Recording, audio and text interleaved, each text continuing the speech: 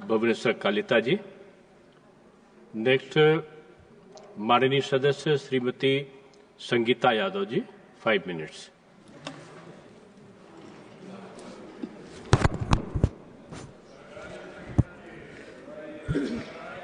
पाँच मिनट में क्या करें? माननीय उपसभापति महोदय, आपने सबका बीमा सबकी रक्षा विधेयक पर बोलने का अवसर दिया, इसके लिए मैं आपका आभार प्रकट करती हूँ, धन्यवाद करती हूँ। माननीय उपसभापति महोदय, भारतीय जनता पार्टी का शुरू से हमारा उद्देश्य रहा है सबका साथ, सबका विकास और सबका विश्वास। इस विधेयक को हम उसी कड़ी के रूप में देखते हैं और यह विधेयक जो है, मैं एक 2047 तक जो भारत को विकसित भारत बनाने का उद्देश्य हमारी मोदी जी ने रखा है, उसमें मील का पत्थर साबित होगा।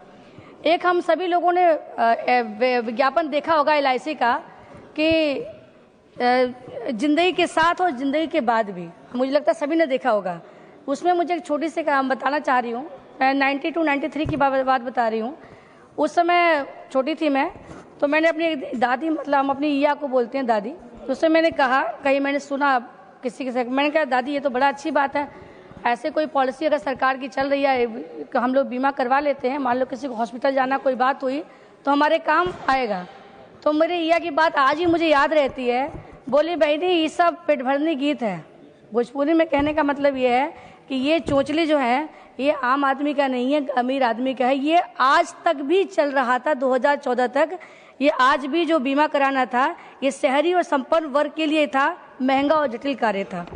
तो इसके लिए मैं आपके माध्यम से अपनी सरकार को बहुत बहुत आभार प्रकट करती हूँ, धन्यवाद करती हूँ कि उन्होंने आम जनता के लिए भी बीमा के रास्ते खोले। माननीय उपसभापति महोदय, देखिए ये कोई अचानक में नहीं हुई है, ये 2014 से लगातार पहल जारी है। इसमें मैं उसमें विधायक नहीं थी जब ये प्रधानमंत्री जीवन ज्योति बीमा योजना शुरू हुआ, प्रधानमंत्री सुरक्षा बीमा योजना शुरू हुआ, प्रधानमंत्री जनधन योजना शुरू हुआ। हम लोग गांव-गांव कैंप लगाते थे, तो 12 रुपए में केवल, उसके आंकड़े हमारे एक माननीय सांसद वरुण सिंह भाई साहब बता चुके हैं, तो मैं उसको रिपीट नहीं करूंगी, लेकिन मात्र 12 रुपए में पूरे साल का बीमा कोई मानता ही नहीं था, कोई नहीं मानता था। गांव-गांव कैंप लगा के चौराहे पे हम लोग को बताना पड़ता था कि एक चाय का कप और एक समोसे की कीमत के बराबर आपको साल भर का प्रीमियम होगा। बहुत बड़ी संख्या में लोगों ने कराया, तो इसकी शुरुआत तो तभी हो चुकी थी। 330 रुपए में 50 साल की उम्र तक की जीवन ज्योति बीमा योजना की प्रारंभ किया गया था। फसल बीमा के माध्यम से लोगों को लगातार फसलों का भी दायरा बढ़ाया गया है। और माननीय उपसभापति, मैं आपको बताऊं, जनधन खाता जो खुलता है उसमें भी 2 लाख का बीमा था। अब ऐसा किसी के घर में ना हो, लेकिन मैं आपको अपना अनुभव बता रही हूँ।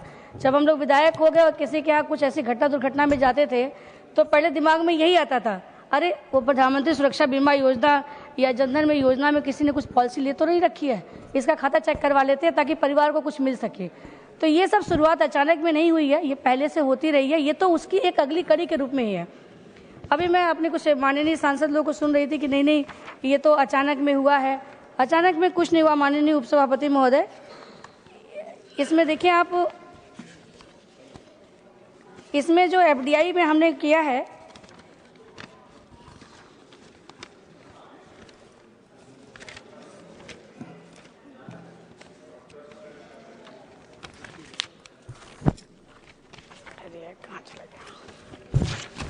इसमें जो FDI हमने किया है माननीय उपसभापति महोदय, इसके तहत ये आवश्यकता क्यों पड़ी?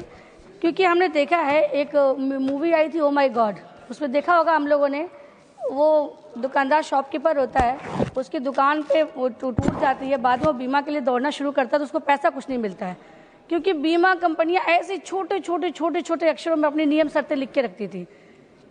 तो ये सब उसी से बचाव के लिए किया गया है। दूसरा एक ये भी देखिए आप, एक मैं आंकड़ा आपको बताना चाहूंगी कि भारतीय बीमा ब्रोकर संघ के आंकड़े के अनुसार 15 बीमा कंपनियों में से केवल 10 ने ही 80% से कम क्लेम राशि का भुगतान किया है।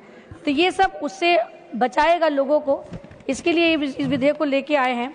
और आज जबकि भारत विश्व की तीसरी अर्थव्यवस्था बनने जा रहा है, उस समय जब हमारी स्टार्टअप संस्कृति बढ़ रही है, डिजिटल अर्थव्यवस्था हो रही है, जलवायु में भी परिवर्तन निरंतर हम लोगों को देखने को मिल रहा है, ऐसे में आधुनिक, पारदर्शी और निवेश अनुकूल कानूनी ढांचे की आवश्यकता है जो बीमा कवरेज को विस्तार को बढ़ाए।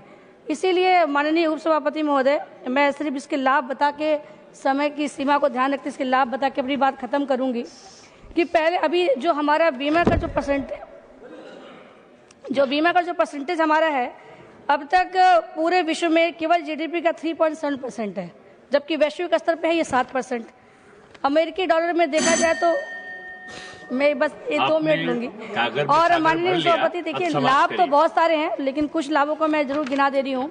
इससे नई विदेशी बीमा कंपनियों का भारत में प्रवेश होगा, प्रतिस्पर्धा में वृद्धि होगी, नव व्यापार को बढ़ावा मिलेगा, प्रीमियम दरों में कमी की संभावना बनेगी, बेहतर और उन्नत बीमा उत्पाद उपलब्ध होंगे, दावे का शीघ्र निपटान होगा, बीमा स्रोत का लोकतंत्रीकरण होगा, ग्राहकों के लिए बेहतर अनुभव को संभव किया जाएगा तथा प्रत्यक्ष तथा अप्रत्यक्ष रूप से इसमें रोजगार के अवसर भी सृजित होंगे। तो माननीय सभापति महोदय, मैं यही आपसे कहूंगी कि ये अचानक में नहीं है। 2015 में 26% से बढ़ के एफडीआई 49% की गई थी, 2021 में 49 से 74% की गई थी और 74 से अब 100% करने जा रहे हैं। उसके तहत अब तक 82,000 करोड़ रुपए से अधिक FDI.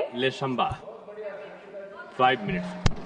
Thank you, sir. Thank you, sir, for giving me the opportunity.